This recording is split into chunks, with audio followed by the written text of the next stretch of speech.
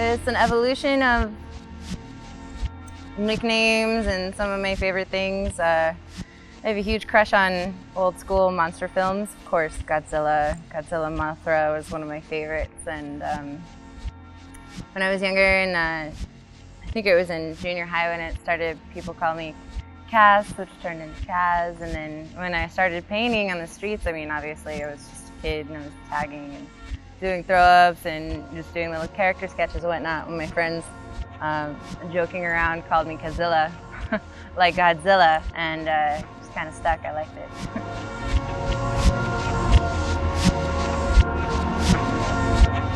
When I first started painting, it was a hard transition from going from drawing, which I had done all my life on paper with pens and markers, to painting. I had a hard time painting small, so the more comfortable I was painting larger, and I just started doing bigger and bigger canvases and painting on big paper, and then painting on walls was a natural extension of that. And I actually enjoy painting walls a lot more than I do painting canvases now, because there's so much more to work with. I went to the Art Institute of Fort Lauderdale to study digital illustration, which is kind of like a high-end graphic design for illustrators. So I learned how to use all the computer programs, and got to spend some time practicing on my sketching skills. And I just started painting in community college the year before I started there, so it was an opportunity for me really to grow and blossom as a painter as well. The attraction for me, of course, is that I can get real expressive. I can paint big. I can use my arms and my body to paint instead of just painting with my wrist or my hand. A lot of my painting is done with a lot of large motion.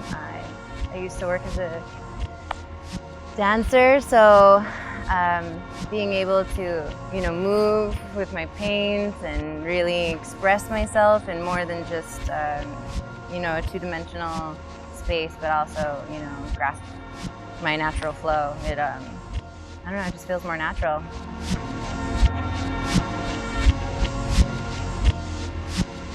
My style, that is a good question, how to describe my style. And my, I guess a formal way would be to call it pop surrealism, perhaps, or I don't know, highbrow, lowbrow, contemporary. It's really hard to put my art into a classification because I add a lot of different elements into my work. Some is graphic and some is photorealistic, and the combination of the two is kind of beyond classification in my mind, but a good general term is pop surrealism. My inspiration, I derive a lot of my inspiration from the things I see around me in nature, and in my studies in math and science. I'm a complete book nerd, so I get inspired when I read different topics, like on philosophy or science and biology. And I always wanted to be a geologist or a biologist or an oceanographer, so I am constantly finding inspiration in just the elements around me.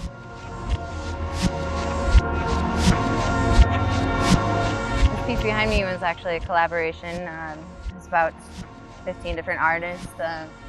You can see myself and a friend of mine, Lusalma Gonzalez, who went to school together. She and I collaborated on this wall, and then off camera you'll see a lot of other paintings. It's a 200-foot piece that runs all the way around the park.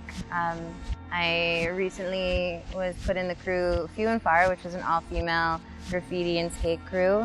Really cool chicks, very active, constantly making moves, and I have a lot in common with them, so we've been doing a lot together now. I've done collaborations with other graffiti artists. This recent Basel, I did one with Grabs from FMC, one in Atlanta with Sky, and I'm constantly doing collaborations with other artists. It's a really nice way to build and grow The one I'm working on currently is a stairwell project in West Palm with Hawks, Ruben Ubiera, Trek 6, Ed Mendieta, and Remote, and Paul. So yeah, it's constant movement. Yes, I'd love to shout out my girls from Few and Far. I got to work with Two Fly, Mimi, Agana, Deity, which was our guest at the time, painting a wall. It was most excellent working with you, and my girls at Few and Far are always making moves, so way to go, girls. And then also Louis Diamonds. I've had him in my life for quite some time since I was in school, and he's been a big inspiration to me. Grabs with FDC, we got to do well this Basel also. My people at Yo Space, Yuval, Yo Miami, You and I Are Love, Yes and Justin. Those cats are really cool. I'll be doing a solo show with them in March, and I don't know, all you guys, pretty cool peeps to work with. Thanks.